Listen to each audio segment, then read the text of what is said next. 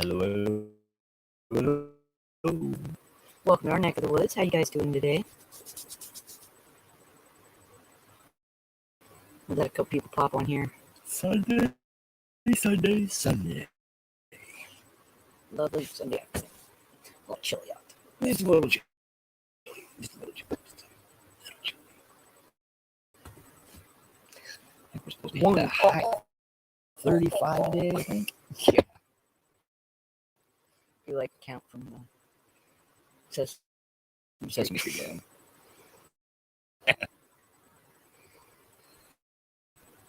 Oh. For some people getting. Yeah, before I start jabbering.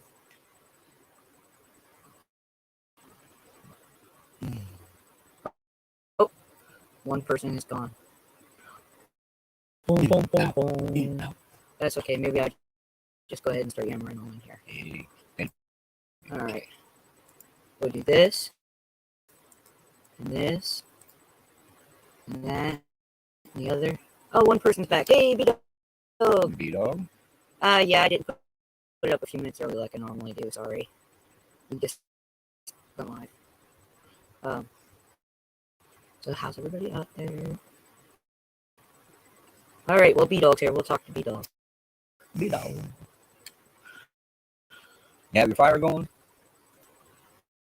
Keep them warm? So you don't need to see me for me to chat at you. Notified now. Yeah, start good technology going. Yeah. So I thought we might talk about, can you hold the light? Hey, there's Anna. Hello, everybody. How'd you see her before she came in? How's that work? This guy's third eye full open. Unless this is really lagging for us. Yeah. Are we R2D2 or are we good? We're very crackly. So. Okay. Uno momento, we'll be right back. Refresh.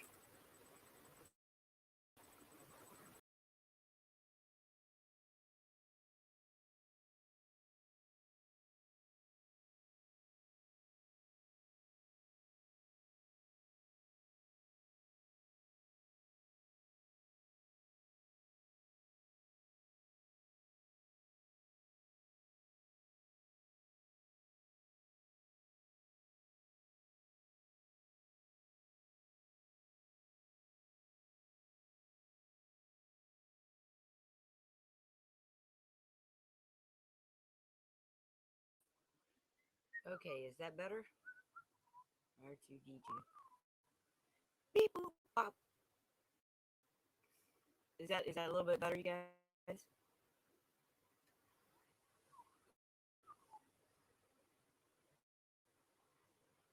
Testing, 1 2. Testing. Can anybody hear? Hey, big brother, hi. Robert. Good morning. Are we still crackly? Or are you guys hearing us? Still crackling? Well, that may be our service today, then. Yeah. Not much we can do about it. Well, if somebody wants to come up here and hold the spot for a minute, then I can go ahead and do a restart and see if it'll help. Big brother. It may just be our signal today, and I do apologize because I was really looking forward to a fantastic conversation. Not bad. Here, I'll go ahead and I will link. pop the link in here again in case it's already gone by. You guys are so chatty. Just kidding.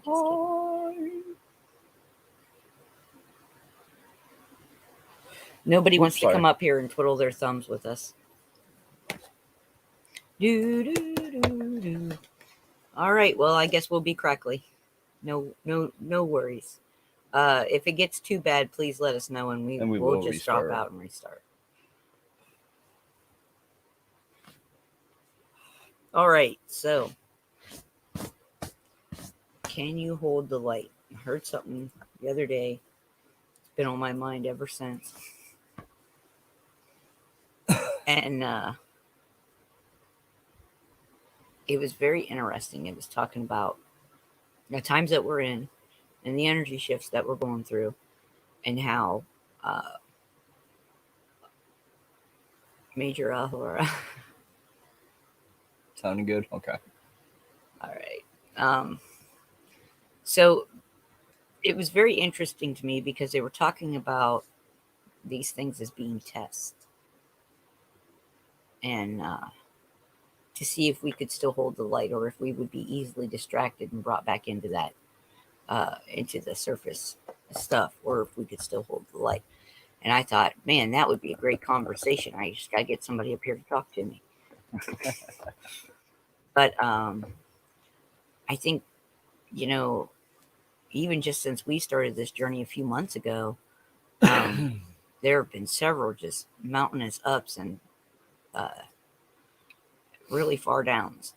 And a lot of them have affected us in one way or another. And so when I heard this theory about this being a test to see if we were going to really be able to hold the light, and by holding the light, I mean, you're living from that, from your soul center, right? You're not falling into those lower vibrational thought processes and things like that. And I think, you guys have heard me talk about how important that is anyway. To keep your vibration high, to try and try to keep letting that light shine, right? Stop getting distracted and pulled back down into the base level things. And I feel like it's really, really important. And then when I heard it about the fluctuations and things being part of a test to see if you could still hold the light, and it made good sense to me, because I'm of the belief that once you reach a certain vibrational level, you pretty much have the keys to the 5D door, right? To New Earth. But you're not going to attain this place of wonder without having a good control of your thoughts. And by control of your thoughts, I mean you're living from a place of light. So those darker things aren't what you're creating. They're not what you're not living your life through these things. You're not letting your emotions take control. And then you don't have to keep falling into the same traps over and over and over again, right? And when I say it like that, it sounds like I'm simplifying the process, but really, there's so much to it, and I'm probably not the person to be able to explain the intricate details of things like that. Um, oh, that's awesome, B-Dog.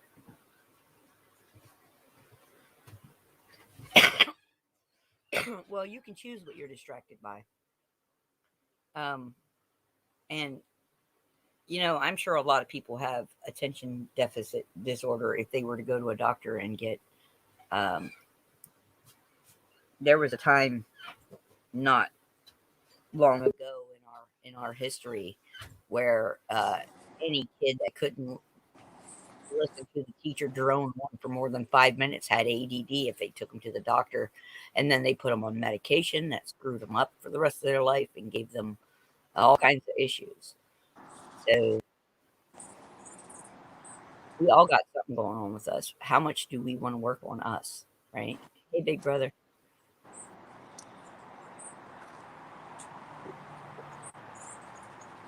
Can you hear me?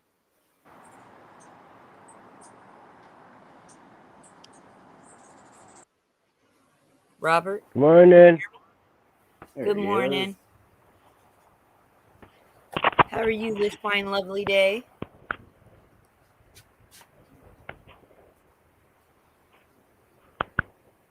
Can you hear us? think we're having issues. All right, I'll be right back. I'm gonna have to go out and come back in. Oh, okay.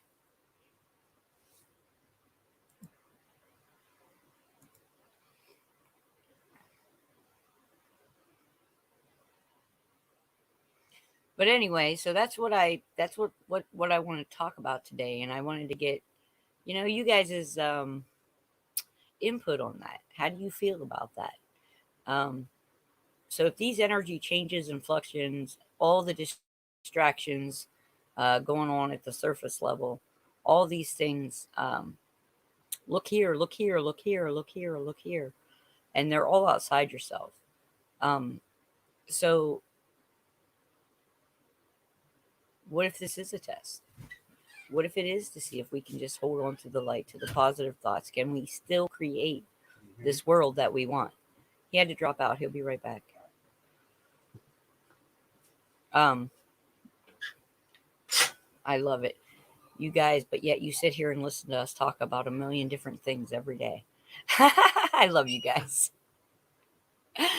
Oh, that's great. Um, I think I don't know. Can you hear me now? Yep. Good morning, everybody.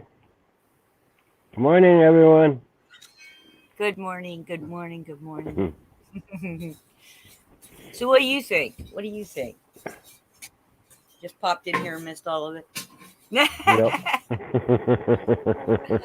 Well, I was talking about, you remember that concept I meant, that thing that I mentioned to you last night about, can you hold the light? Yep. Um, Yep. Even with all the energy shifts, even with this distraction, that distraction, look over here, look over there. I think it's like possibly a testing ground, right? Because until you can hold a vibration throughout the distractions without bringing yourself back down into those levels, um, kind of like keys to the 5D, Yep. Once you get It's just a thought. once you get a good taste of the life, you don't want to go back into that surface stuff. This is true. This I is find true. it hard. I find it almost impossible to do that anymore. Me too. I have a very, very hard time listening to, or even wanting. I just, it's almost repulsive to me at this point. And Yep. it's not Yeah. any of the people delivering the news or any of that. It's just, I know what it is. I see it for what it is. Yep. And once Yeah. you see it for what it is, there's no more interest in it. And time consuming. Good to see you too, Camo. Time you ain't got. Right. And it's like there's so much more important work to be done. And that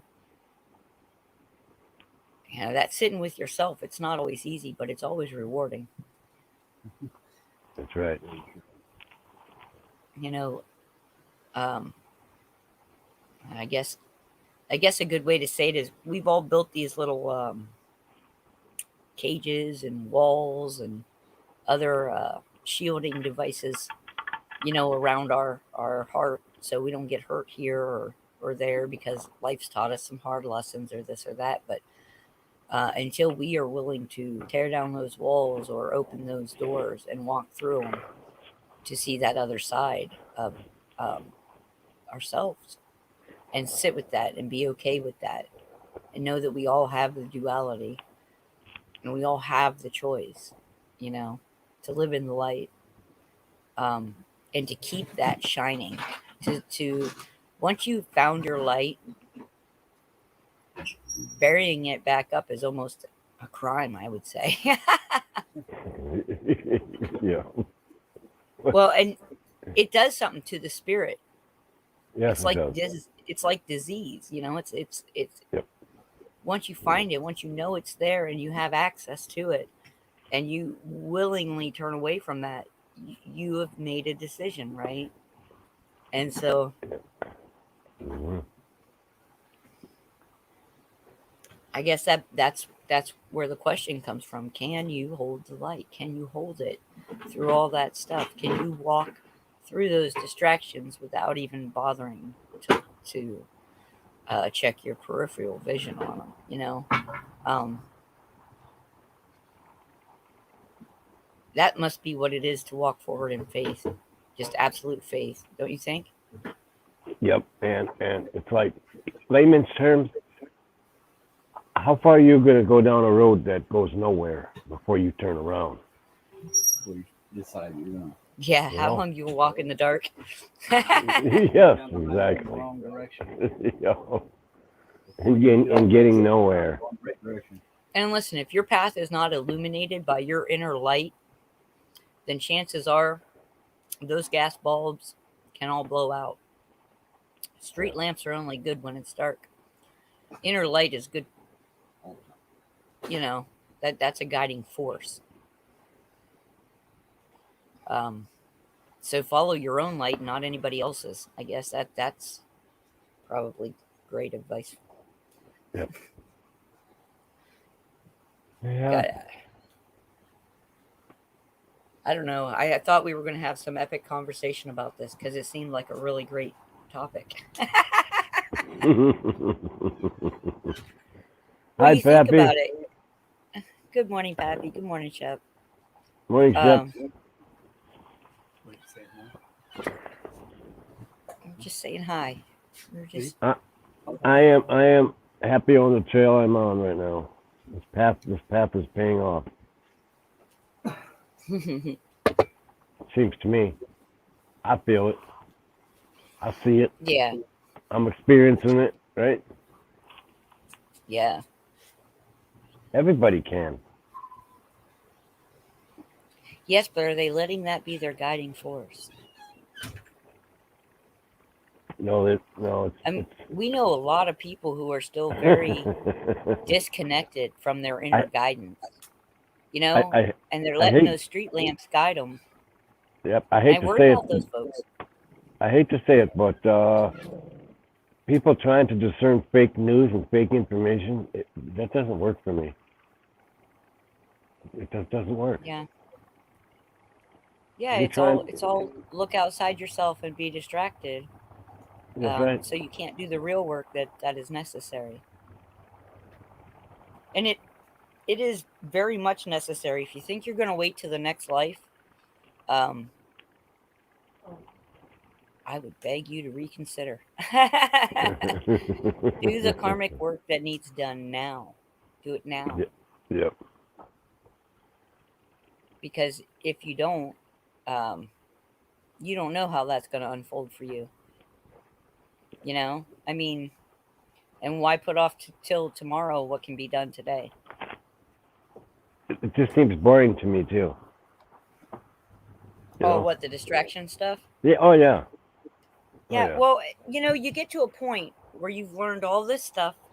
You have dug into this hole and that hole and the other hole, and you've poked around. You've seen what was coming. You know, and then when it happens, a lot of people are going, "Yeah, there's my verification. There's my verification." It's like, well, if you already believed that this was going to happen, then where was your belief that this was going to happen? I mean, and maybe I'm wrong in my thought process on this, but I believed something was going to happen.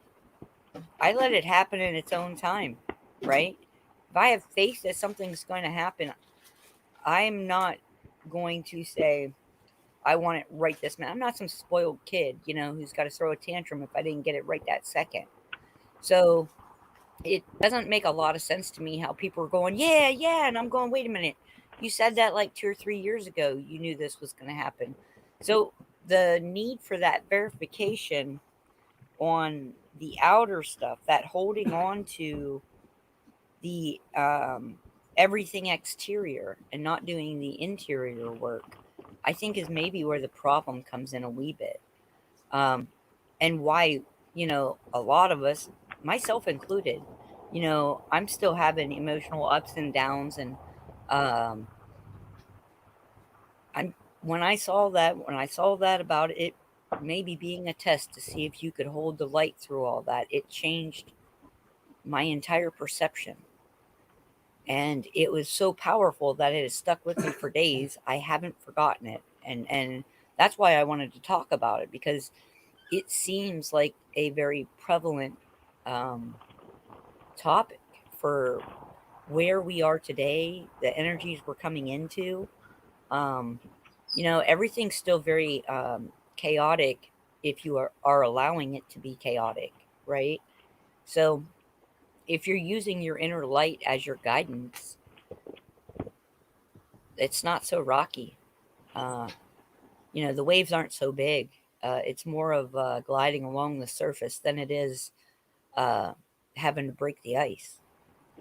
Yep. Yep.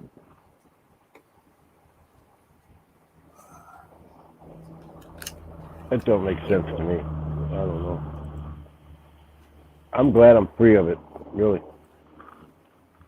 I know there is a liberty in that right there. Exactly. There is a true freedom in knowing yourself. There is, when you not just recognize that you are a sovereign being, a soul, not just the words, but the actual, once you realize who you are, each and every one of you, um, there is a liberation that comes with that. And for me too, Robert, I have not been interested in hearing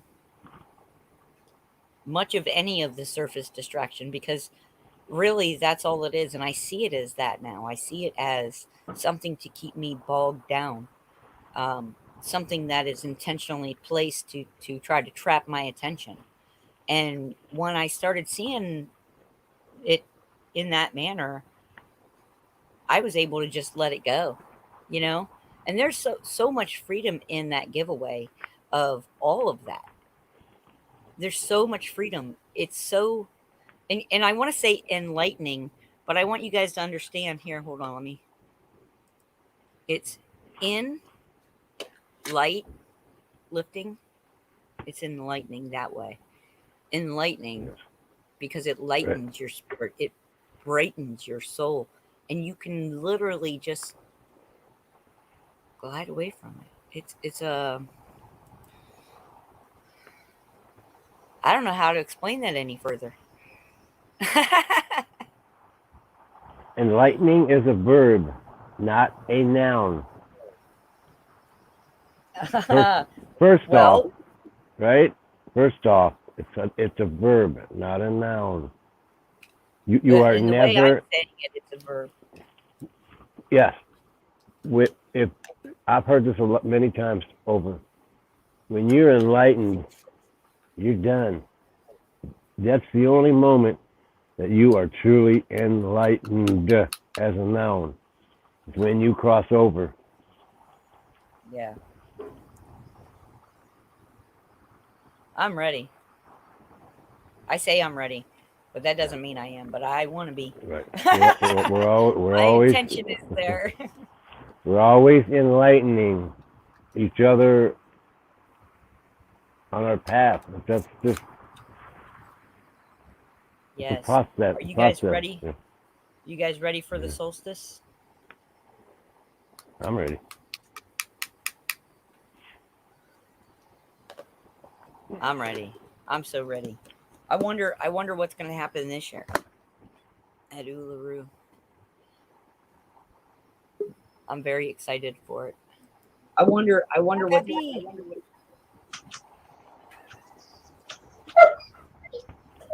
Hello? Well, hello, hello, hello. Good morning. Good morning to you, Robert, Heather, Jeff. Uh-oh, Bobby says hello. Hello, Hi, Bubba. Bobo. Hello, hello. Hello, Bobo. Let me let him have the cat food. I'll be right back. I like your icon. Oh yeah, that's gorgeous. Let's see. Let's bring him up here for a second. Oh yeah. Yes, that is powerful. Look at that. That's what I'm talking about. This little light of mine, I'm gonna let it shine. Shine. That's Exactly. right. That's right. So what do you I think think about all this? if we could all visualize that, that would probably be pretty powerful when you saw that in people. Oh Exactly. yeah, I can totally visualize that repeatedly. Speaking from experience. So what are your thoughts on this, Pappy? Well, I got part of what you were talking about. You know, this time frame that we're in right now. You know, I've noticed it more and more and more. You know, people are starting to light up, not with other people's lights. You know, before a lot of people were a reflection of somebody else's light that they were shining on them. Yes. You know, but I'm seeing the inner glowing, if you will. You know, the moving to the surface of who they are, or who they're realizing who they have the potential to be, and that's pretty exciting times. It's Oh yeah. scary times for people that haven't been there. You know, those of us that may have already gone through it, you know, we have to remember what those times were like too, because we have a tendency to forget after a period of time, you know, of the birthing pains, if you will, that we went through also. You know, so when we see that in others out there, you know, just be compassionate to them, be empathetic to them, you know, because you know, you got to go through that in order to you know, get to where you're supposed to be. And we're on our way. Yes. Yes, even a butterfly must break out of the cocoon, right? At every stage that we grow through, there is some obstruction we must pass before we get into that cycle of growth.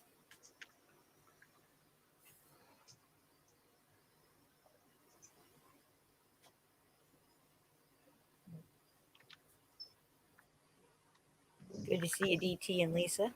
I Hello, don't know. Can you DT guys and hear Lisa. me, or am I breaking up again? You're good. Okay.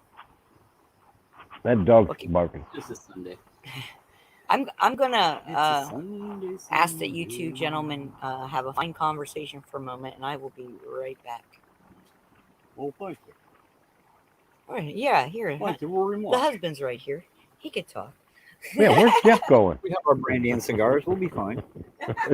Yeah. It's a quaint Sunday afternoon.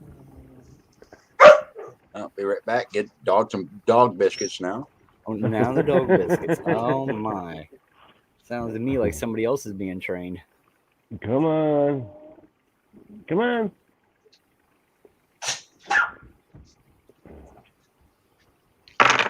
We got animals, don't we? We got animals. Oh, Yeah. Anyone want a biscuit? As long as I get a cup of tea. Riley does. I told you I had to rebuild them steps. He doesn't want to come up the steps. The way these animals have us running around, we'll never get locked up joints. That's for sure. Yeah. Come on, get up the steps. Come on. Well, tea and biscuits. That's funny. No, glad to have you back on with it there, Robert. Got that phone all figured out, or at least it figured itself out. Something, yeah. Something I've happened. always found that mine always worked better after I threw it against the wall too. Yep. I almost gave up. I gave up. Yeah, we tried. That's when miracles happen, you know, is when people give up. Yeah. When they get to the point saying, I can't do it on my own, I give up. That's when you've opened up the door to allow some help to come in finally. Yep. I just asked for help. We sometimes trip over our pride and our ego and our stuff. Oh, you bet I'd have been downtown tomorrow at the phone store. I don't know what they would have done. Frankie. So true. So true. Hey, Lisa, how you doing? Who would have gotten it? DT, good to see you. Oh, I should have saved this for a Monday conversation, huh? Oh. It's Sunday. I know Well, that. yeah, it's a wonderful day to talk about light. What's the conversation? Absolutely. Now the sun is finally peeking through over here. It's nice. Oh, good. I'm glad to hear that. Hi, Frankie.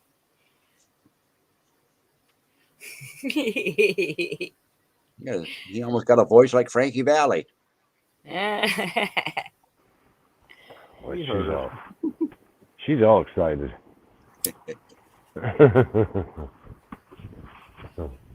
Frankie's on it. Yeah, She can she's probably on see all kinds of stuff that nobody else can see, not even your other dogs. 'em. You know, part of what I wanted to bring up, because I looked at your, I looked at your title for today, and I know that you're always thinking about a subject that you at least you want to key in on. And I'm going to put this out there because we here are kind of a small group and are pretty much of the same thinking and the same progress on our journeys and stuff. And almost everyone I looking up through the chat and the people that are in the chat here today, I know every one of you are observers of not only what's going on in your life, but what's going on in the lives of other people. And when we talk about the lights being lit up and being illuminated in this time and this energy shift and everything there, you'll notice that there is a glow about certain people, and they're hesitant about allowing that glow to be seen. And there's going to be an awful lot of people that there's no way that we can affect what their journey is going to be. But there are a few that we can encourage to let them know that they don't have to shield that light, and when they take their hands away from that light and let it be exposed, that it's not going to be blown out by the winds of change that are around us. And those are the ones that we need to encourage to come out. Because, each one that comes out adds a little more brightness, adds a little more clarity, adds a little more higher frequency to the change that we're all hoping that we're riding the cusp of. So I would encourage you, if you see those type of people, encourage them along, support them. Okay. Don't try to force them, but let them see their own and let them spread their wings a little bit, get their feet up underneath them. You can have the guiding hand behind the back just in case when the training wheels come off, they're a little wobbly. Okay. But encourage them on, and because all of you are good at that in your own ways. I've watched your comments now for weeks and weeks and weeks, and I think I can pretty truthfully say, as I look down at each name that I see here, or each icon that I see, or avatar that I see you, and I know that you see others. Okay, so we're there for them, and believe it or not, we may learn something from them.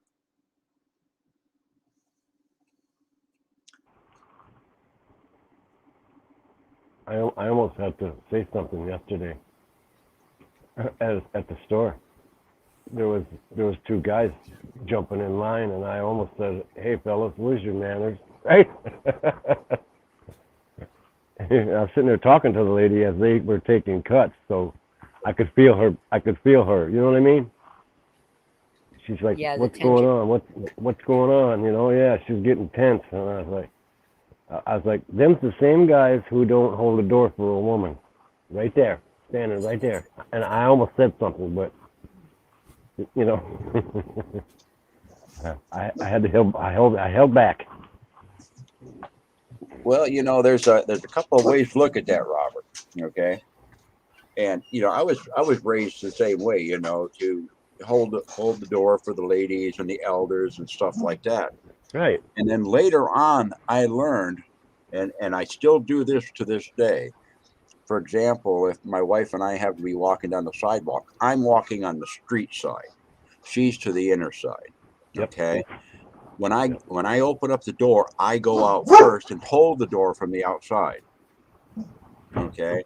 And somebody asked me about that one time. I said, and I told them, I says, my job as the male, as the male energy, is to ensure that the female energy is safe and secure to do what they need to do.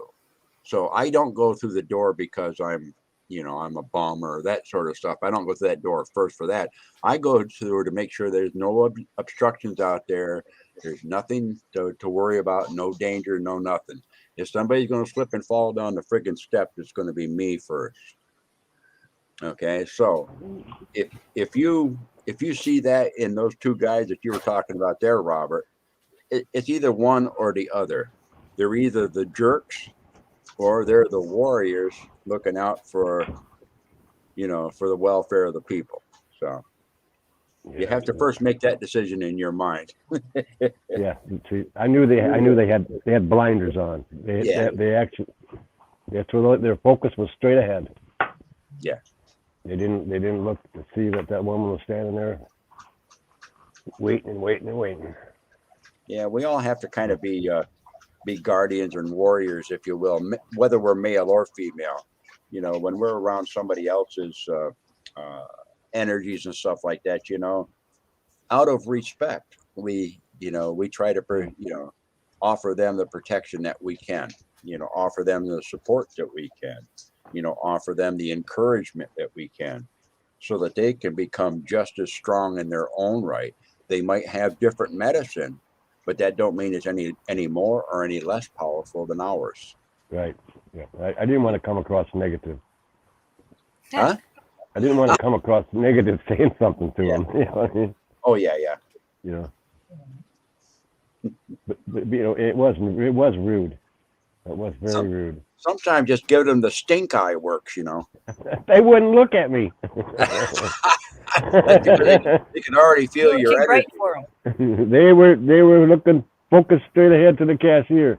Yeah, that's because they can feel your spiritual foot right up their butt. I'm talking to this lady. That ain't right. That's just not right. That's how I met that famous guy down there, because I seen him standing there with one or two items, and I had a few. I said, "Go ahead of me." Well, we get outside, and I find out he's kind of famous, infamous or famous, whatever you want to call it. So that was a good experience. See? Yeah, I usually let people with much fewer items go in front of me too, because I know that I'm going to drop about 9 or 10 of mine before I get them up on where they're supposed to go at the cash register. So I don't want to slow people down, That's right. I mean, I can fall down the stairs like Tim Conway playing the old man. I don't know. I don't know. People are losing every it, small kindness is its own reward. Yeah. So you may have given that lady a kindness just in that bit of conversation and given her some uplifting that you didn't even know she needed. Right. Yep. She was bummed. But then she just shook her head yes, I think some people just don't get it. Being good to others and doing good deeds and that sort of stuff is a matter of habit to yourself. Okay, I look at it as having a pocket full of chocolates, and whenever something like that occurs and you can do something good for somebody or whatever, whether they know it or not, you can reach in your pocket and take a chocolate, and eat a chocolate. It's one of those things that when you give that type of energy away, you get almost an immediate influx of good energy to replace it, and that can be addicting. So when you get a chance out there to do that, I encourage all of you to be sure that you have a handful of Tic Tacs or something that you can pop right in your mouth and say, I like the taste of that. Yeah. tastes like victory. Yeah, maybe maybe it wouldn't have been negative. My intent was to make them rethink what they're doing. That's all. Look at yourself, right? Look what you're doing. Look at yourself. There's people watching you do this. Do you look good doing that? No, right? You're affecting Well, people and you don't know it. the Irish have a wonderful way with things, right? Instead of cursing somebody that's done them wrong, they wish them a long life. Now, why do you suppose that is? The longer you live, the more you can reflect on what you've done, right? Uh, there's a lot of those kinds of things. So maybe when you run across people like that, you see, I hope you see yourself the way I see you, for good or ill, for what I mean. You want to do it for the best of intention, but just to be able to see yourself through someone else's eyes, right? I hope you see yourself through somebody else's eyes, through the interactions that you have, through how other people view these interactions. I think that ultimately, even the little decisions we make on a day-to-day basis, if we could see our interactions with people through their eyes, we would have a better perception of ourselves, because everybody is going to perceive what we are doing differently, right? And it may give us more balance about what we can change.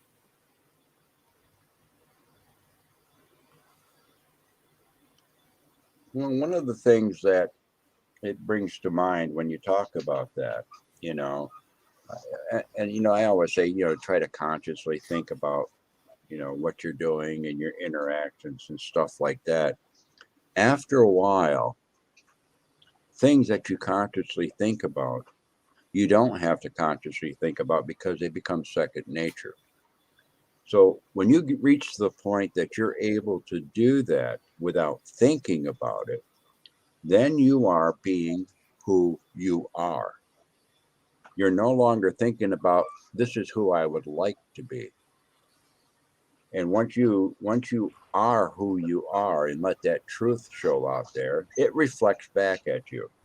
And other people and other situations and stuff will act as a mirror. You'll be able to see from their reactions or their interactions or whatever, whether or not the you that you're putting out there is truthful or not, and you're given the opportunity to tweak it a little bit, and get it back into sync, because we all fall out of sync once in a while, True.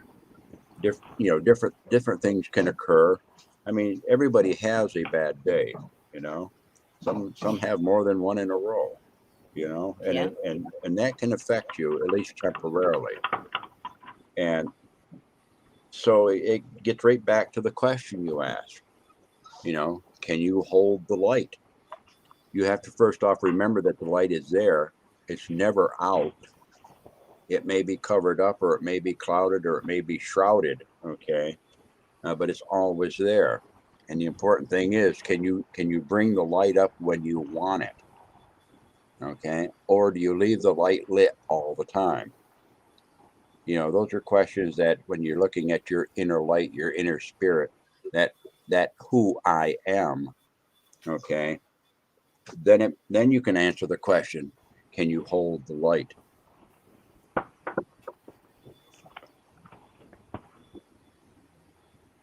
That was very well said. I think after Happy, a I know while you the have light a will help. teaching. I think after a while if you live in it, after a while the light will hold you up as well. Yeah. Well, there's a famous saying, that a blind person says, if you keep your face to the sun, you don't feel the shadows. Yep. And if you keep the light illuminated, there are less shadows. that you have to deal with because the light illuminates the shadows. And they might not only illuminate yours, they might be illuminating somebody else's shadows as well. Hi, Dorinda. Yeah, light is funny that way, isn't it? Hey, Dorinda.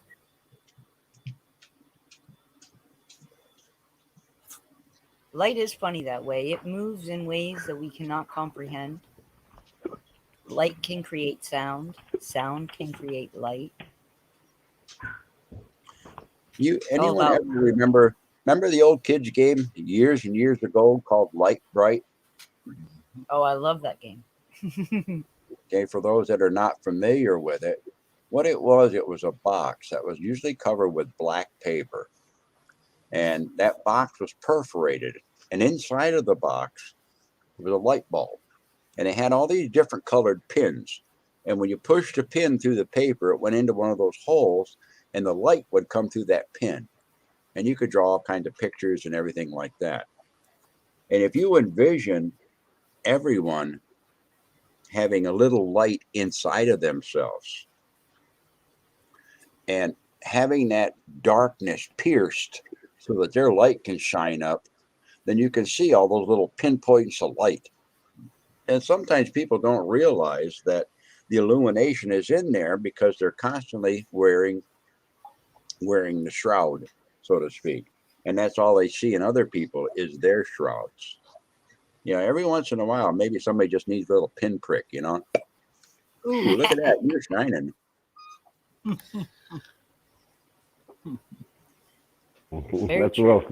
That's well said, yep. You go around carrying a pocket full of golf tees in your pocket. Let's see what color light you are. Oh my goodness. Oh, Pappy. Don't give these people advice like that. That's gonna come back and bite us in the butt. Told me to. If I get a golf tee stuck in me somewhere in public place, I'm coming to talk to you, mister. Well, with my luck, I get stuck in one of my new tires. Right. It's a small world, remember. You never know who you'll run into. Yeah, you know, Robert, I kept reading DT's comment. Kind words have more effect than we realize, and it brought me right back to you talking to that woman in the store. Your one simple comment could have been her reassurance that not all men were just a waste of time. Right? That's exactly what I was hoping. Exactly. You never know how your light, and Pappy, that was perfect how you said that, reflects onto others. And what a wonderful world. What a wonderful world to be a part of, that you could help illuminate someone else's path until they are ready to let their own light shine, even just for a small period of time. Yeah, that woman probably has a much better appreciation of long-haired, grizzly beard men in hoodies now.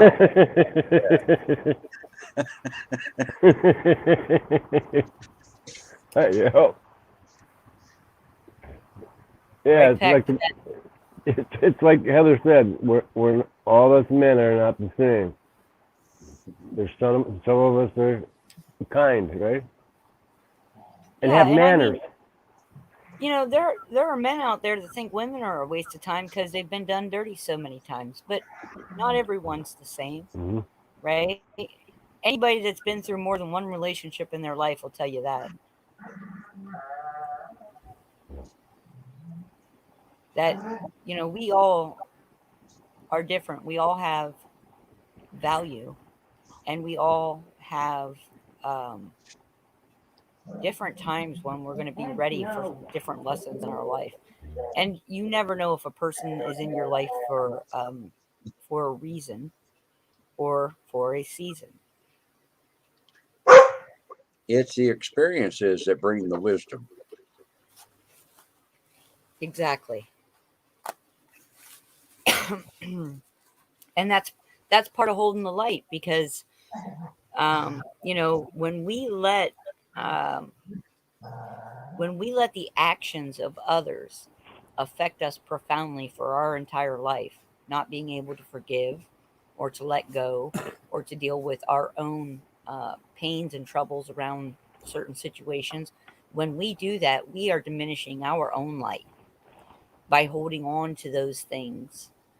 And it's like it would be like nursing an infection in yourself. You're just going to let that fester, you know, not willingly.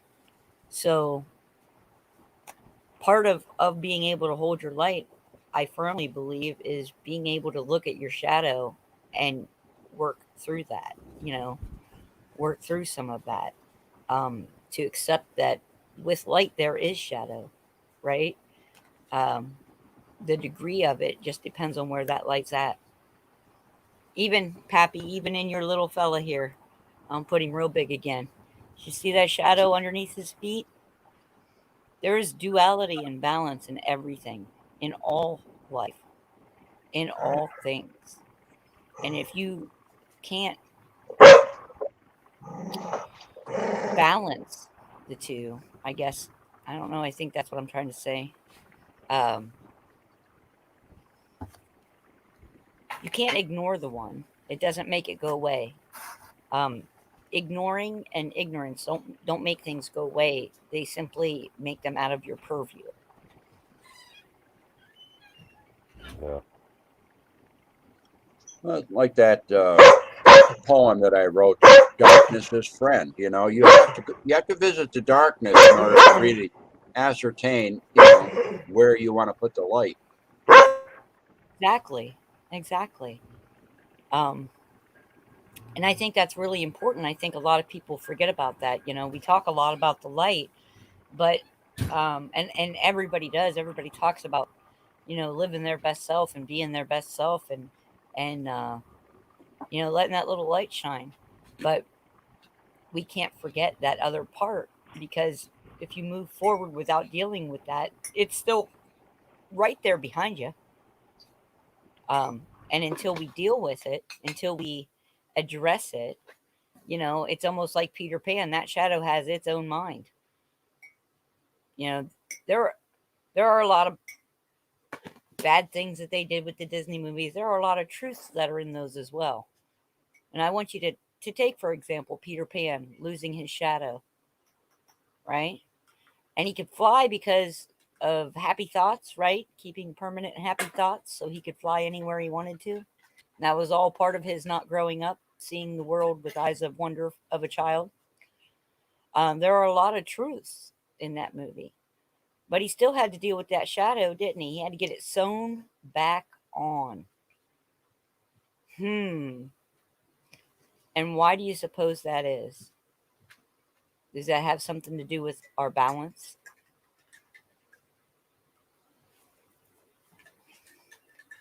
Yeah. Yes, Balance is these are the kind everything. of questions I ask myself.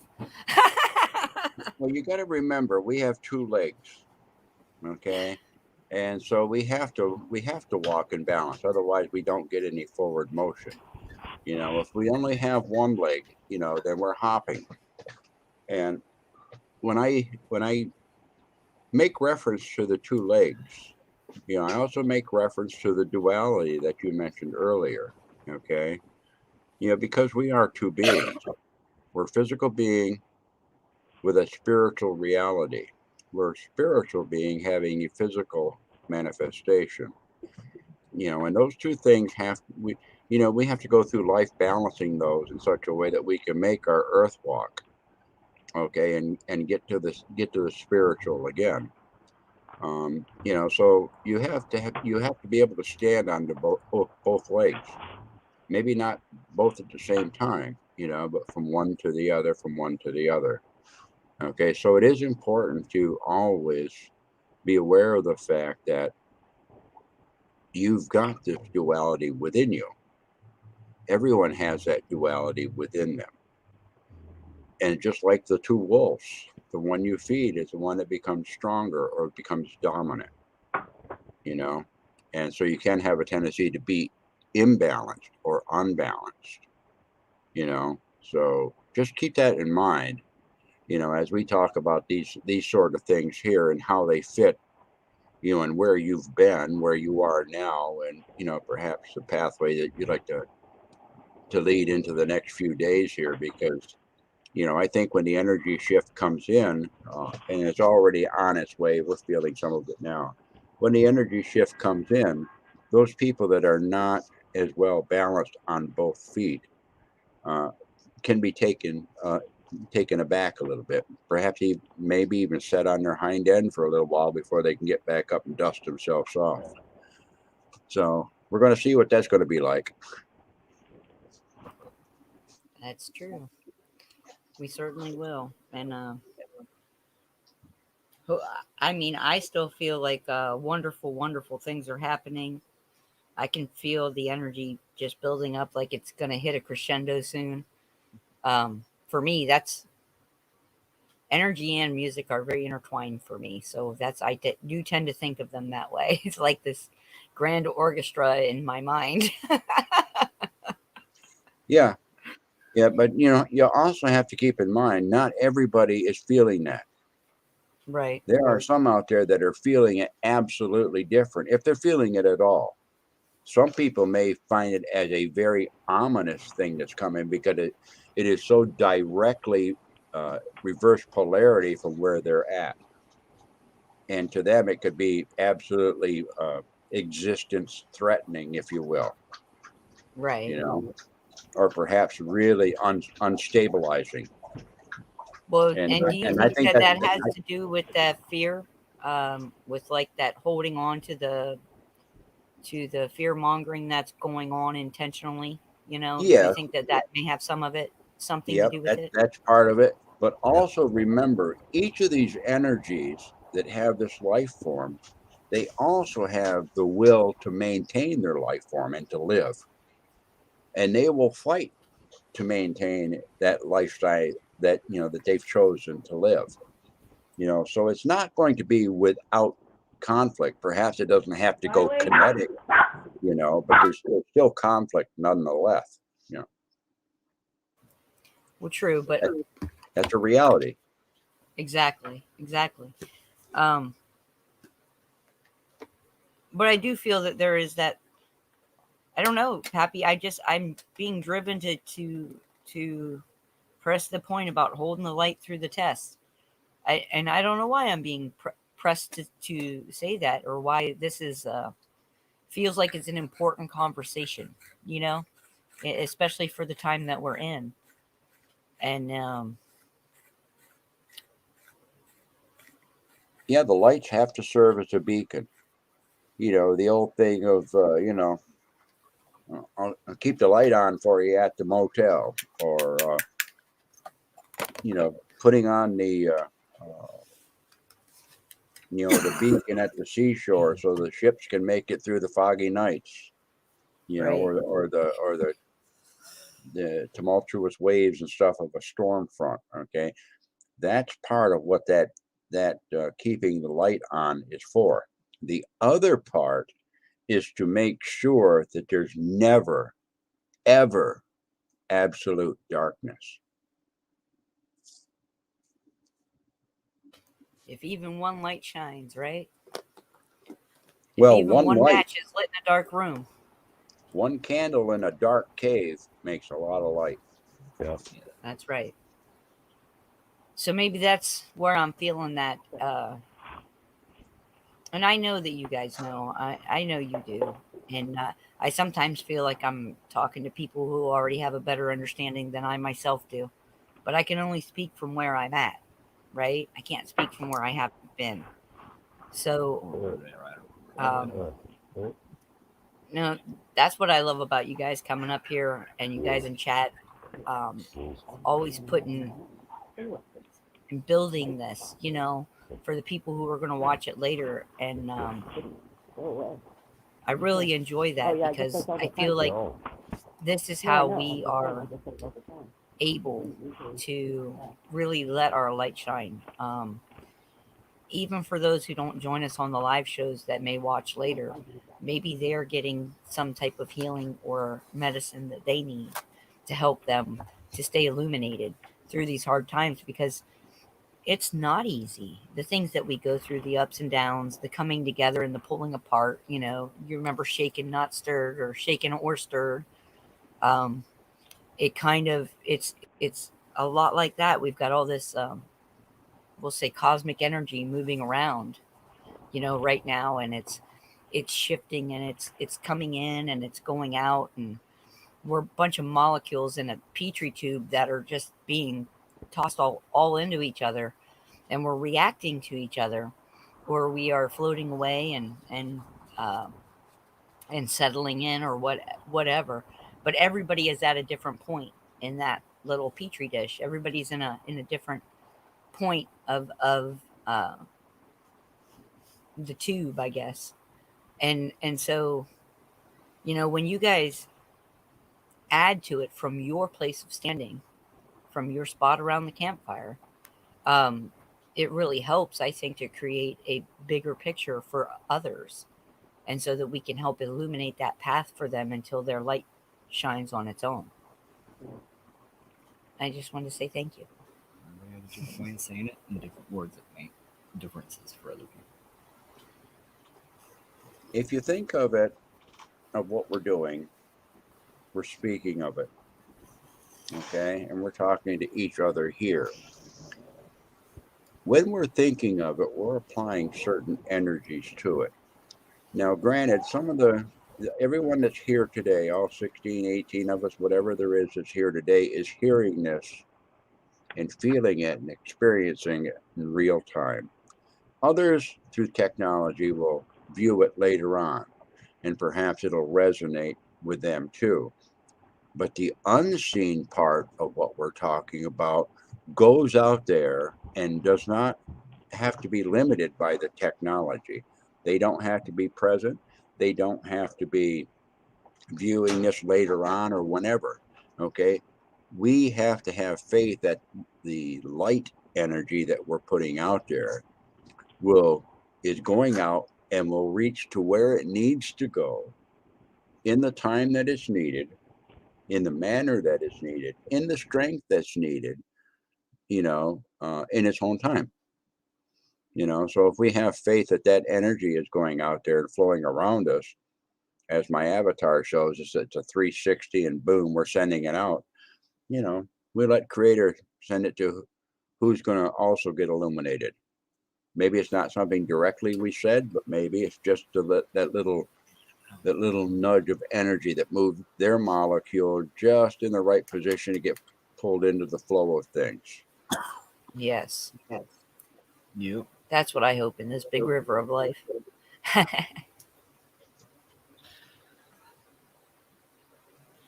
And Lisa, I wasn't doing anything to that poor baby dog over here. He was just being spoiled. Oh, he is so spoiled and so well loved. And he can articulate all of his requests very good. I heard him say muffin the other day. I swear I did. No, I'm just kidding. Oh, Dad, give me some oatmeal, Dad. Can I have some cereal, Dad? Oh yeah, he liked that cream of wheat last night. So his belly went and slept real well, didn't he? Oh, he slept really good. So did I. That'll do it. Something about cream of wheat. Yeah, now I really want some. I don't think it's a breakfast cereal. I think it's a nighttime cereal. Yeah, we have a tendency to spoil everything in our house, and everything that comes in. We don't have any grandchildren of our own, so we'll spoil other people's kids and call them our grandchildren. They get to go home with the candy and noisy toys. That's fine with me. In some way. in the spiritual way, yes. Grandfather, grandmother, all the way. Got to spoil them. Because you don't have to keep them. Yeah. Yep. That's what my mom always says. There you go. Okay, you can have them back now. I adore his mom. When we had Raina, we were both in our mid-late 30s. And yeah. his mom said, I didn't want to be a grandma until I was 80. It's like, well, good luck with that one. Too late now. Yeah. Wouldn't trade it for the world though. And then what? Paisley was born when Raina was 5, and she's our first grandbaby. We're grandbaby, yeah. Had a good laugh with your mom over that one. Said, "I'll see, at least you weren't in your 40s being a grandma." That's right. I don't know. I don't either. I think today's society misses out a lot because the nuclear family, has basically become a thing of the past. You'll find very, very few households anymore where more than one generation is living in the household, or even within a block of each other. And I think that there's just a certain connectivity and continuity and healthy energy that has just been disrupted because of that.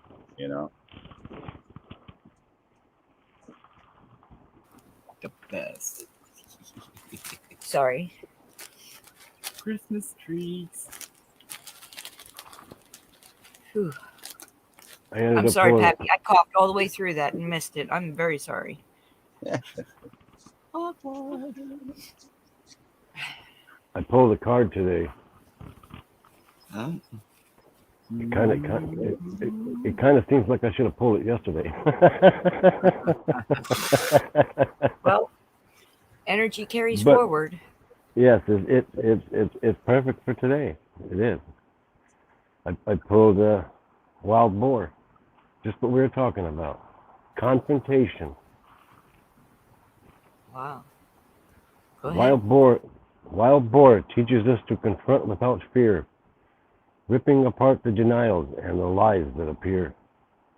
Testing courage, finding truth, its medicine will remain a part of every human path, making the victories we attain.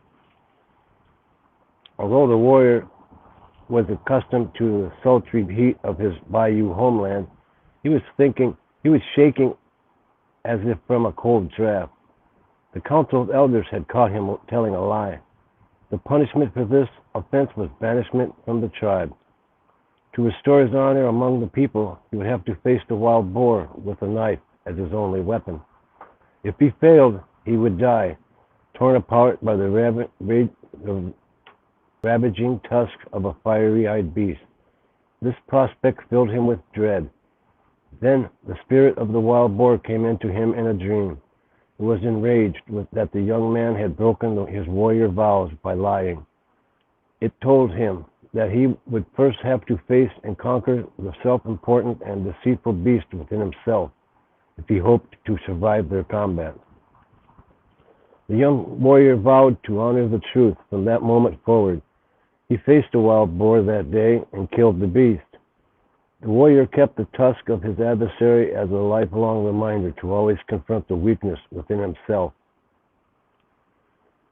There are several varieties of boar, and this powerful medicine of the warrior clans applies to all of them. The Maya called boar javelina, and the Choctaws saw the razorback as wild boar. Its medicine teaches us to confront human weakness and to change them into strength. The human spirit is empowered through the wild boar's willingness to confront fears, the challenges at hand, and the uncomfortable circumstances. Courageously standing tall without running from the situation that life presents is powerful medicine indeed. If wild boar has charged into your cards today, you are being asked to confront anything or anybody that you have been avoiding. Pay attention. Embrace your warrior nature, and find the courage to confront your fears. Or are you being asked to confront a personal weakness or a career challenge? It is time to finish a project that you abandoned, thinking it might be too difficult to accomplish. Confront your feelings regarding some situation that makes you nervous or causes discomfort and brings yourself the peace of closure. If you have been procrastinating, Wild Boar is reminding you to avoid the inevitable.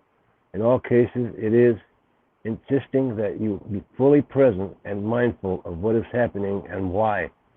If you drew this card, you already possess the courage needed to confront all that life offers. Just remember where you hid the courage. Challenges do not simply vanish. Unless you actively embrace your issues, you cannot reclaim your spirit energy.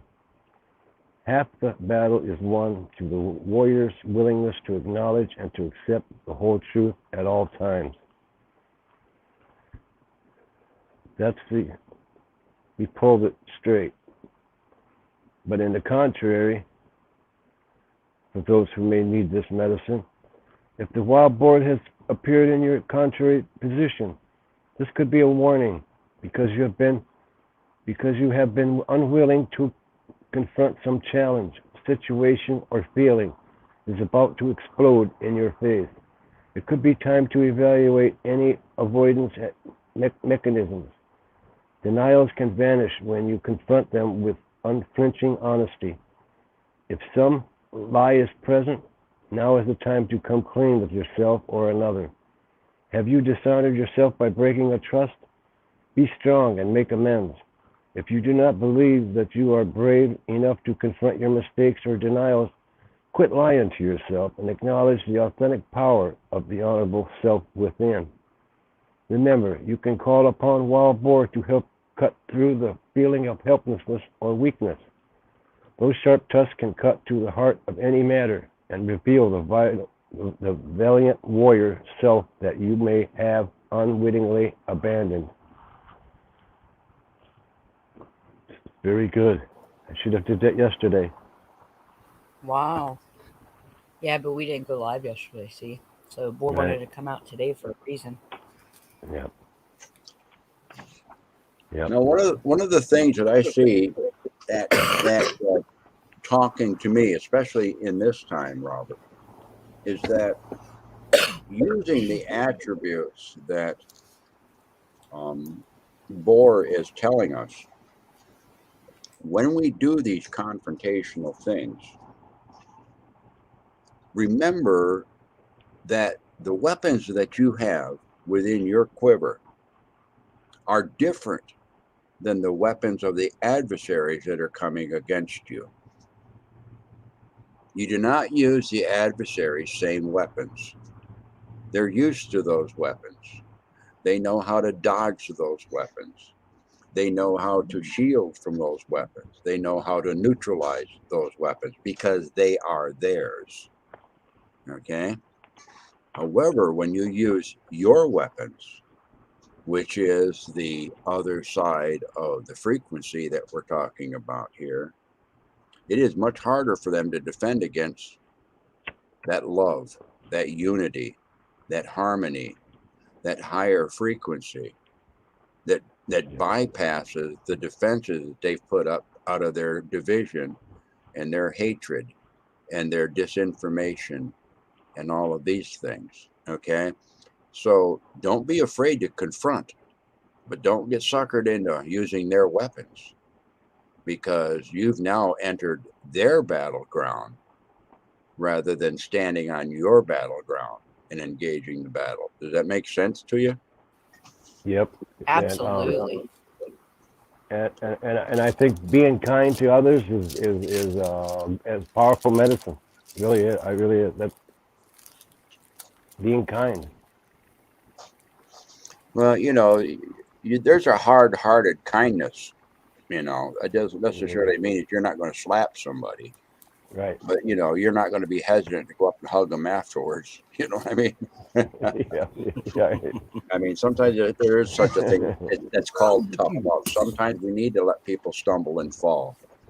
And then I look over and say, how'd that work out for you, shithead? I bet your mother's proud of you. That's what I wanted to say that yesterday. Boy, I bet your mother's proud of you guys. I was just going to say, we do that all the time as parents. We know that our kids are not going to listen to us telling them not to ride their tricycle off the porch. right? Yeah, that's right. What We would your know they're grandma not going say? to, so we have to let them do it and be there to help them up afterwards, make sure that they're okay. Yeah.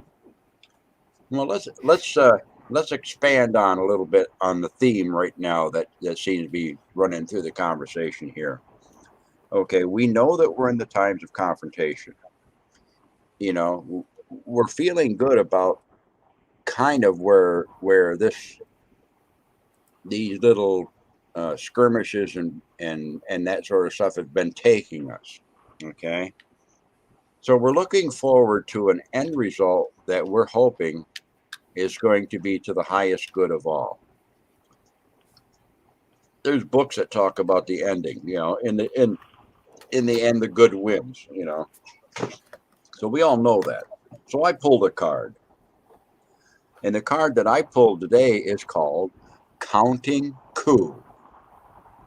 Counting Coup's trademark word is victory.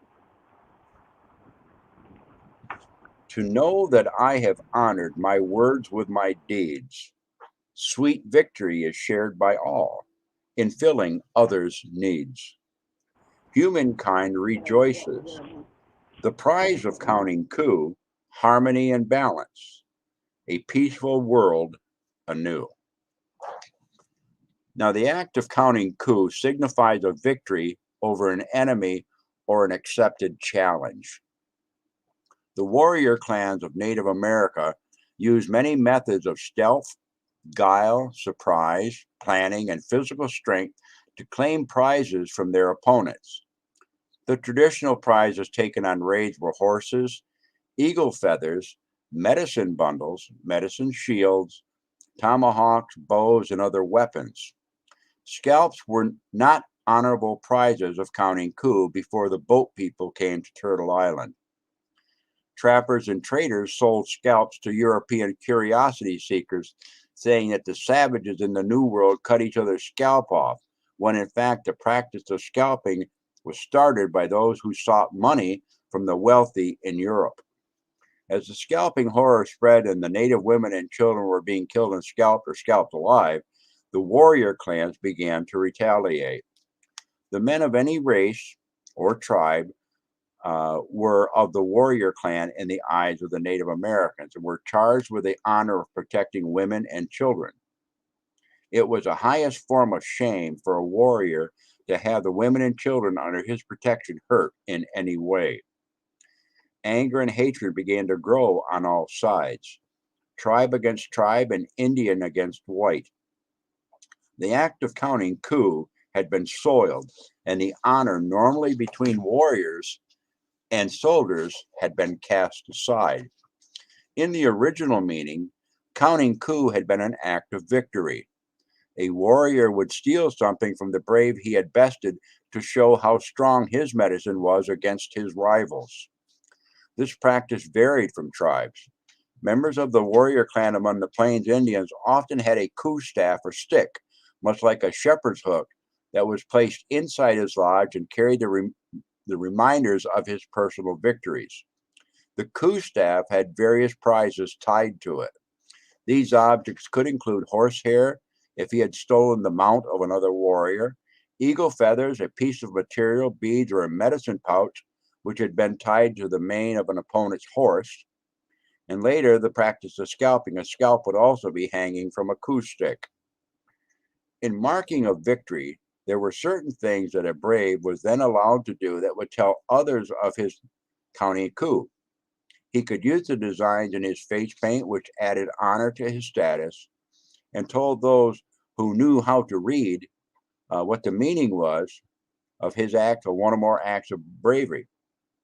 These symbols could also be added to his horse war paint when he rode into battle again. The more coups counted, the stronger the medicine of that warrior. 4 to 6 major types of coups were counted among the Sioux, the Crow, the Blackfoot, the Apache, and the Cherokee, the Cheyenne, the Kiowa, the Flathead, and the Ute, the Arapaho, the Pawnee, the Shoshone, and others.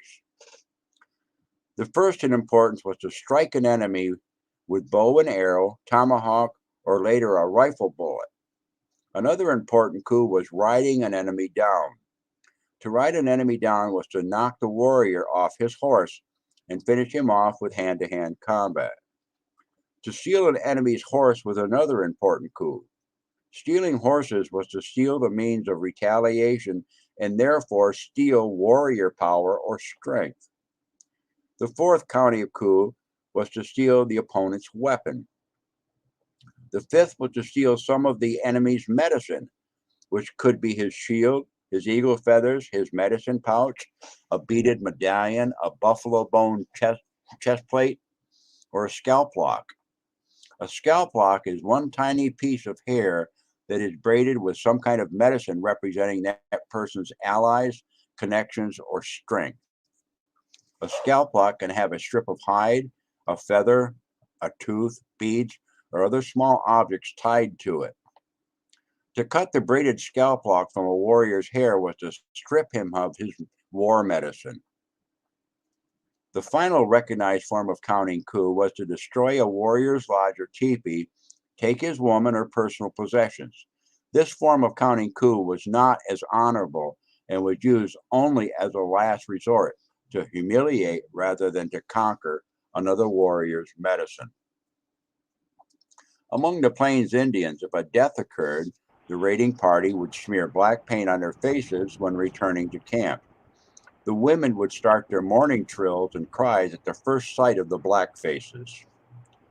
The grieving family would be relieved from the duties of daily life and work for 4 days. The 4 days of mourning honored the winds of the four directions, which would take the loved one to the Sky Lodge after having dropped his robe or dying.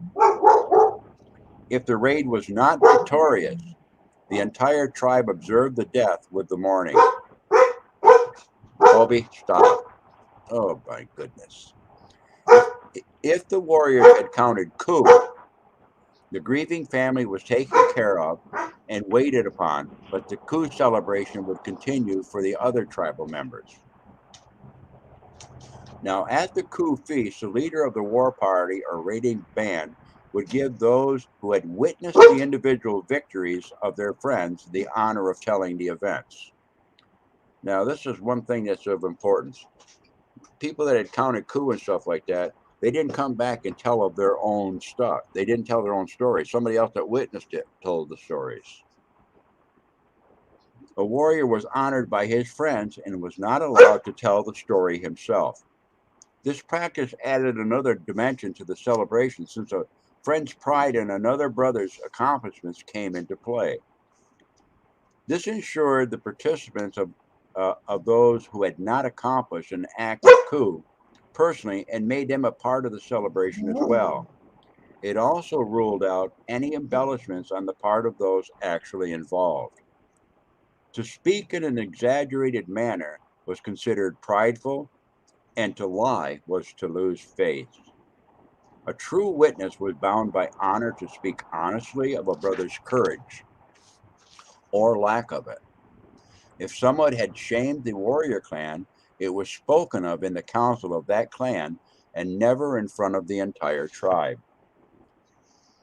A loss of courage was a blemish on all of the brothers of the warrior clan, and since they acted as an elite group or unit, shame faces were not allowed to continue as members.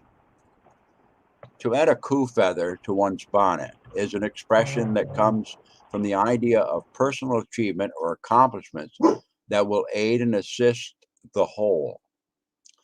In the concept of counting coup, jealousy and envy have no place. There is no victory when anyone is belittled through the boasting of another. There is no honor in self-importance. Actions speak louder than words when victory is sought. A coup feather is never awarded to someone who intended to do something but did not follow through. Walking's one talk is the essence of true victory. As reflected by our ancestors, the victory of the coup feather is based upon the high ideals of eagle. Those ideals are followed by action. Just as eagle marks and kills its prey, so must we mark and attack the weaknesses that keep us from fulfilling our words. As counting coup is a personal victory that affects the whole, so is the war we wage on the old patterns that keep us from knowing world peace. Those enemies can be ignorance, inner conflict, envy, jealousy, willful pride, laziness, fear, bitterness, hatred, greed, bigotry, gossip, resentment, and broken promises. Our modern medicine shields are made from truth. Our weapons are living that truth. And our prize is our future. Bringing the healing of Earth Mother's children. Every two-legged has been asked to accomplish these coups through the discovery and healing of the self. In the application of this, the war cry has been shouted, and victory is assured if you have received the counting coup card. You are being put on notice that a personal victory is in the works. You may have overcome a long-time challenge or conquered an opponent. So now is the time to share your victory with others. Whether the victory is one of a spiritual nature or of winning a lottery ticket makes no difference. You are to honor yourself at this time and be grateful for this blessing. Remember, you are more powerful than you think. Counting coup represents the success of forward movement and the acknowledgement of right action. You have been true to yourself and are being rewarded for staying on the sacred path. Congratulations. Victory is sweet, but sweeter still when the spoils are shared with those you care for. Share the joy of your coup with those who want to see you winning. Remember, warriors who had counting coup always took care of the widowed, the aged, and the feeble. The material victory shared brings further honor, providing another coup feather for those willing to give away. So the counting of the coup was not for personal achievement. The counting of coup was establishing your ability to do the right thing with who you are.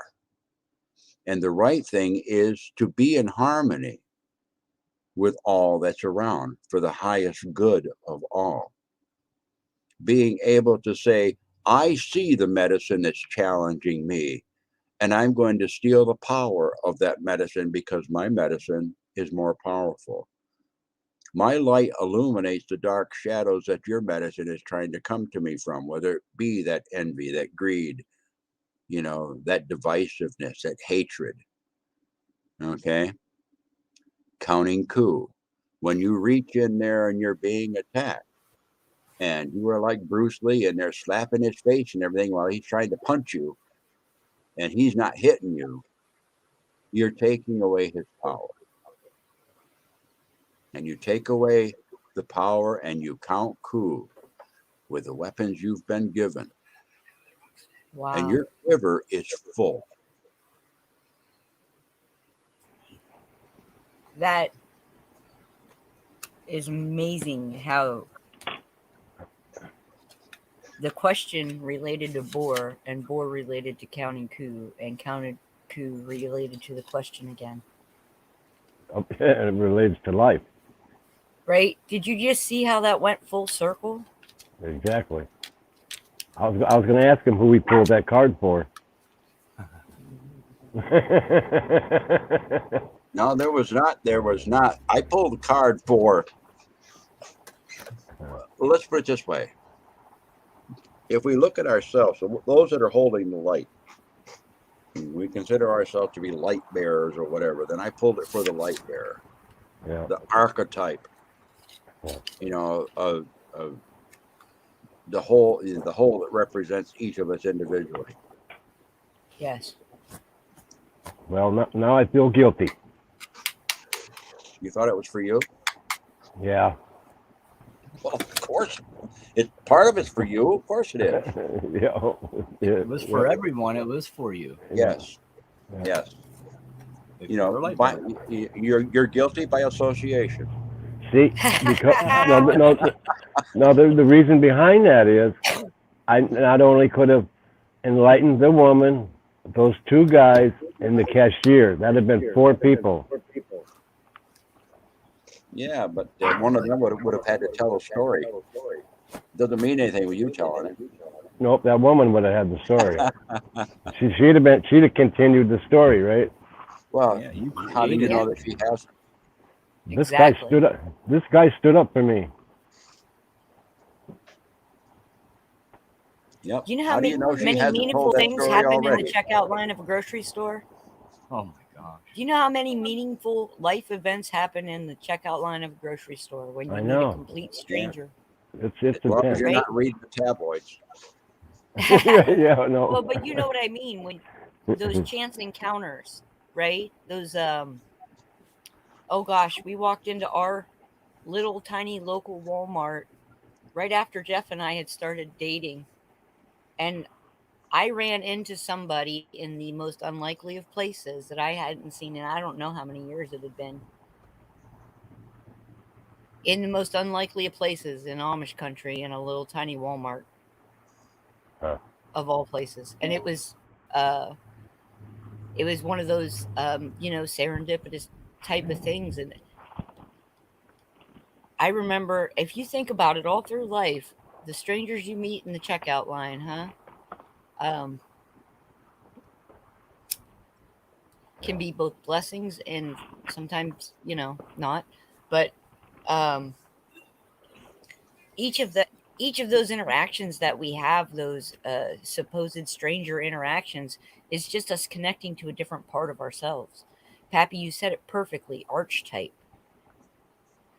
And what I think a lot of us don't understand is, and this is how I see it, this is just my point of view, but we are all on the epic hero's journey. And at some point during this journey, we have to, I'm going to say progress, but that's not exactly what I mean. We have to engage each of these archetype inside of ourselves because it is part of us. It is part of our whole, all these smaller bits. And I used to have a pretty good theory on it that matched up quite nicely with the way mythologies are structured with the hierarchy of gods and demigods and this and and on down the line all the way down to the peasants. But it kind of is that way if you think about it. We all have um, so many phases, things that we go through in our lives, labels we wear, archetypes that we are living out because this is the time for it. So it's not exactly a progression. It's more like we have to engage all these different areas of ourselves in order to complete this, the I'll call it the hero's journey, because really, if you look at it from an archetypal point of view, that it's part of the whole. It's like the culmination of the whole. So that's very interesting, Pappy. I'm sorry, me reading psychology books, it probably just came out. I'm really sorry, guys. Well, it's you bring up some important points. Like I say, life is a struggle. Life is a journey. Life is a progress of from point A to point B. And if we look at it as a struggle, and we have to overcome our obstacles and our fears and our adversaries and things of this nature. There are very few people that lead a warrior's life, whether you're a light warrior or an actual warrior and have to kit up and gear up every day. Very few of them will get to the point where they're going to become the poet warriors in their old age without the battle scars to show the battles that they've engaged in, you know? And the battle scars may be visible, they may be invisible, but they're there nonetheless. But the important True. thing about scars is that it indicates a wound was healed. Mhm. And scar tissue is usually tougher than the original tissue that was underneath the scar and holds it together. So those become the things on your coup staff, so to speak. Those become the things that you would hang on your journey staff, like I do.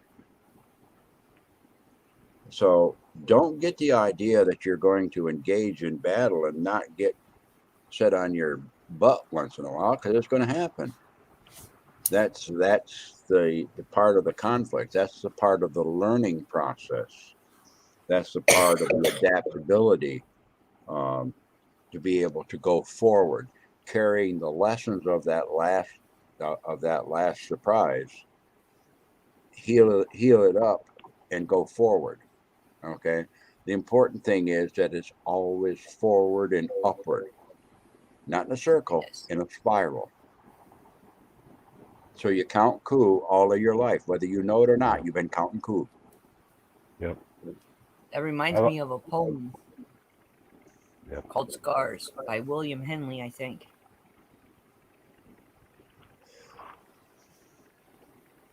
I like that And it spiral. speaks of, yeah, You know, I like the spiral. I don't like the circle because the circle just never ends. Spiral goes right straight up. It's a circle, but it goes up. Moves up and out Yep. DNA. Yep. to infinity and beyond. Yep. See, Pappy was getting my references, kid movie references. I have a ton of them. Sheesh. It's I funny brought how up- everything, everything in life, if you look at it, all the mythologies and all the fables and all the tales and all the oral histories and all that stuff, it's all really about how a person progresses through life and their understanding of the world they're in. Yes, absolutely. And I agree with you 100% on that. And that's where archetypes come in. If you guys don't understand what I'm talking about, in the field of psychology, they have, is it 12 basic archetypes that we kind of live through in our own ways, each of us? Well, we just call them totems, don't we? Uh-huh. Yep. Everything is a teacher to us. We are a teacher to all that's around us. And I think these lessons are thrown at you to see how you complete them too. I really believe that. Yes. Well, you bring up a point there, Robert. These lessons are brought. You may come up with the solution to that problem that is the solution for the problem for all of mankind. You don't know. Right. Right. You don't know. So yeah, if I'd have confronted yesterday more so, there could have been a person standing behind me that observed it and learned from it too. Yeah. You never know. Well, I mean, the That's other way. I liken it to, you remember those books when we were kids? And I don't think they have them so much anymore, but they were really big. I think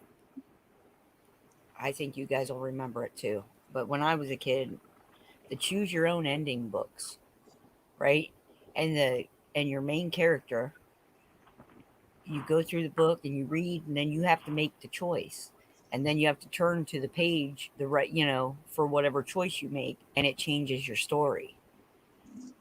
And I think our life is kind of like that. I think our soul contract, if you will, is kind of like that. We have a choice in how we want to learn these lessons to an extent, right? We have a choice of how we're going. That is part of our free will. It doesn't mean that you're gonna, well, maybe it does mean you're gonna learn a different lesson, but it doesn't mean that lesson's not still valuable. You're going to learn it some other way, you see. And I think maybe deja vus are our road signs. that let us know that we're on the right path. We're still in the right chapter, right? So if you kind of picture that just for a minute. Well, every choice has consequences. Every choice puts a jog in the pathway that you go to the completion of what that choice is leading you to. It'll ultimately lead to another choice, is what it does. You know, the choices are usually where the big basket of questions is, you know. You go to a big basket of questions and you pull out a question, and then you have to make a choice. And then you go to the next basket and pull another question out and make a choice. And, you know, the choices that you make become the lessons that you learn. So the pathway isn't going to necessarily be a straight. It could be going in the general direction, but there could be a lot of curves and loop backs and whirligigs and up and downs and everything along the way. So if you look at it as a pathway on a roller coaster, you know, then you have to take the thrills and with the chills. You know you're going to get to the end eventually. Yeah. Does it? Do you remember those kind of books though? They Oh, were yeah. I only don't out remember. for, I didn't I have think, them for the in my 70s. school. No, I had that, Alex Gary come look and see the Jip. what do you call that? I think they were out in the 70s and the early 80s. They were kind of a thing. In the 80s, yep. Oh I, yeah. And I remember I saw some with my kids. Already out of school by then. I In could the read that. military. I could read that book 5 or 6 different times and come up with a different story every time. I thought those were the best. Hey, one of my mods, I need you to block and report Stephanie Fleming. Thank you very kindly.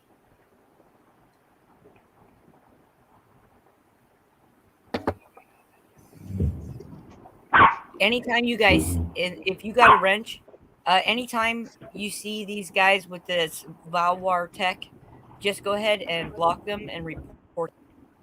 And that's how we're going to do that because they're bots, okay? I'll go get it. And so I'll if go you clean guys it up. see them, just go ahead and It's still jumping there? right now. yeah, It's still hold there? on.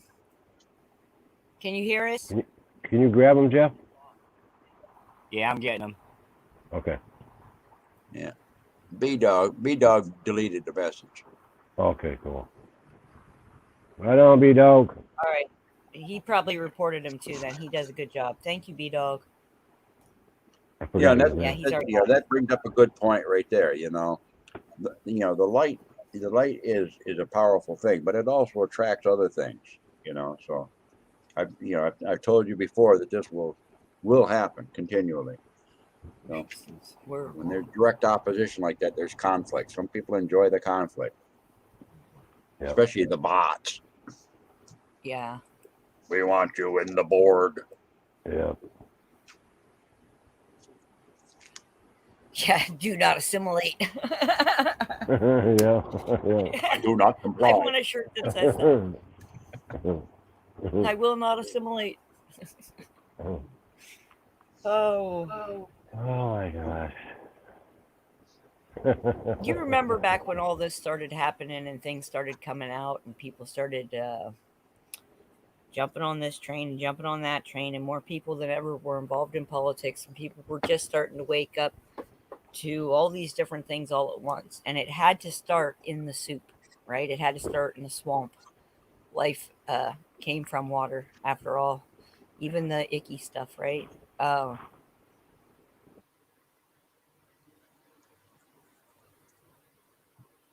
Having said that, I want you to think about how most people that are awake now, a lot of the people weren't awake in years previous to that.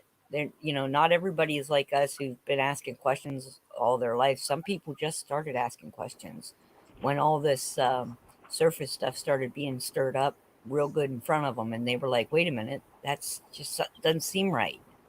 Right. So, Yeah. we've been tossed around a lot. I don't remember where I was going to go with this. Somebody said something and it just brought that up. And now I've lost it. I'm sorry.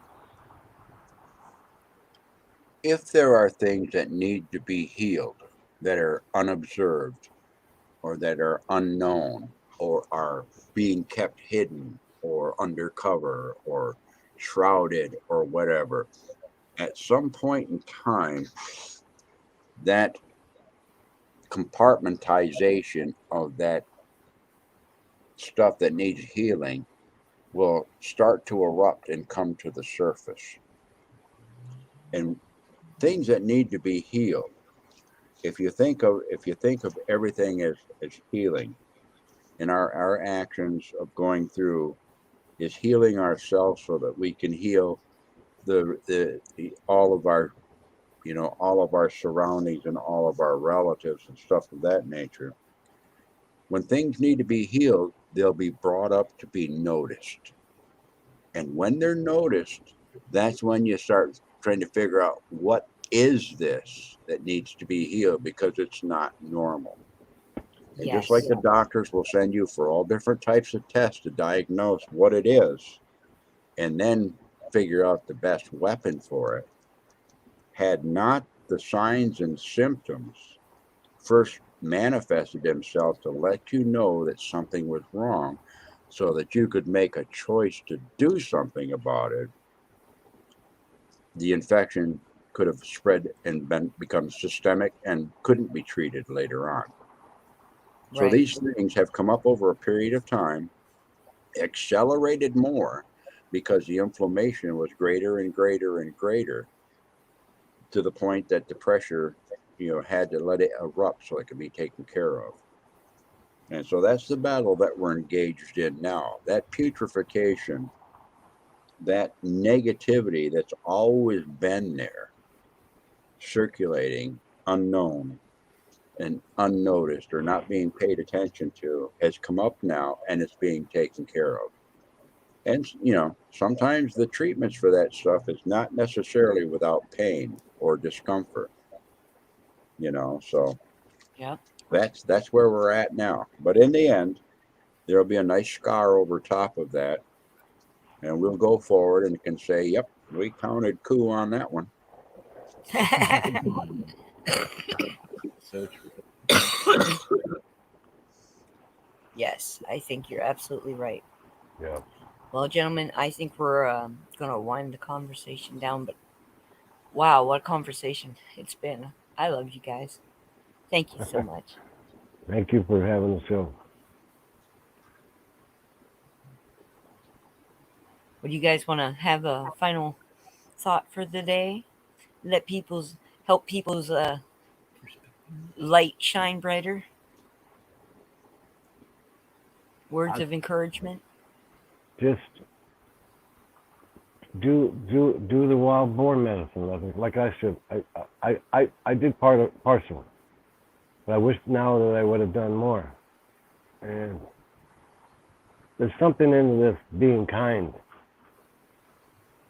If you can be kind to people in the grocery store, in the parking lot, in your home, in the school,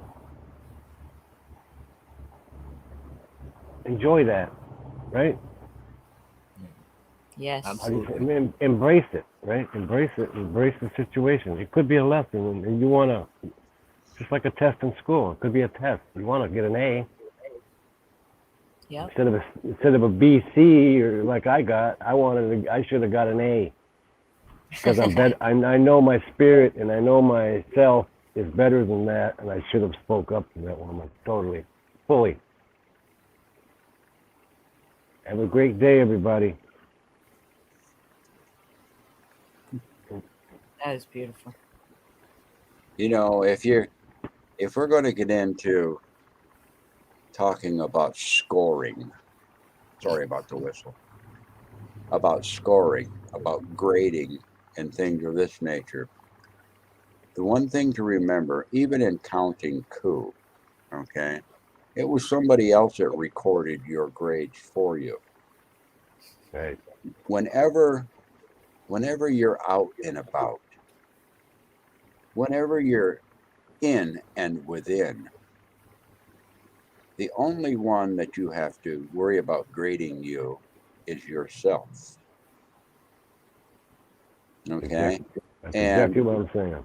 Yeah. in the perfection, in our own eyes, we'll probably never reach perfection.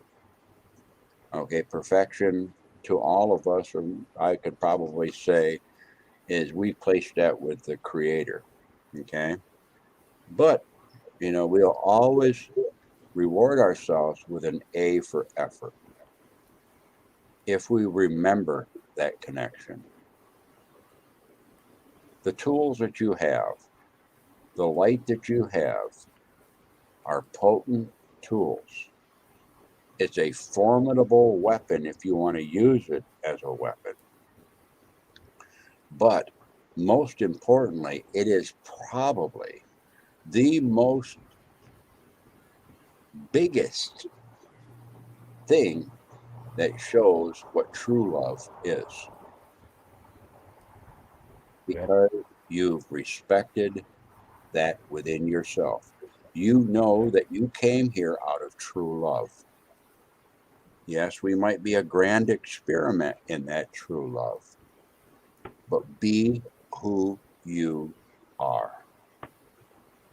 Grade yourself on being who you are, with the hopes that you're going to be even greater on who you are becoming. Have a great day. Bobby said so. Very I well agree, said. Bo. I agree, Bo. Yeah. 100%. There is no competition with No, any no. outside anything. It's not about what's outside of you, folks. It's always been about what's inside of you. Yeah. Go within. And I'm That hard. looks And I'm a hard. good place. And I'm hard on myself, so that's why I only gave myself a B minus. Listen, all you can do is the only comparison you have is you in previous you time, right? Right. And Yeah. Exactly. Yeah. So there really is no comparison outside yourself. It's all from within. And that's where the work needs to be done. Once you realize that, that's a key. You better put that on the ring and tie it to your belt buckle, because you're going to need that throughout your life once you figure that one out. Yeah. All And right, folks. we're all still learning. That's what I just learned a lesson yesterday. Absolutely. Be yourself. Don't hold back being yourself. Let the wild boar go. Yeah, and Pappy just said it too. He said about we attribute perfection to the Creator, to the great mystery. Right. It's not with Right. us. Perfection Yeah. for us is reattaining that connection out Yeah. there with Source, not what we're experiencing here is how Creator experiences reality through us. Yeah. Be the Right? best you What can tales be. are you going to take back? Yeah. I want to work on an epic adventure. Yeah. Love and kindness, and neither one of those will cost you a dime. Nope. It's all What a free. gift to give this season. Yep. And every day. But utilize the energy of the season and let that help you and bounce you along. And I don't care if somebody looks at you crossways for saying happy holidays or Merry Christmas or whatever. Say it anyway. It's the intent. It's the intent to spread the spirit of giving, of kindness, of love. Come from that place and live Yeah. from that place.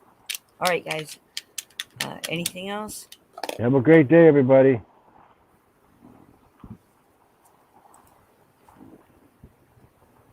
Love you We all. love y'all. Love y'all. Love y'all. We'll see you later, guys. Great Have a evening. great afternoon and evening. Just be you.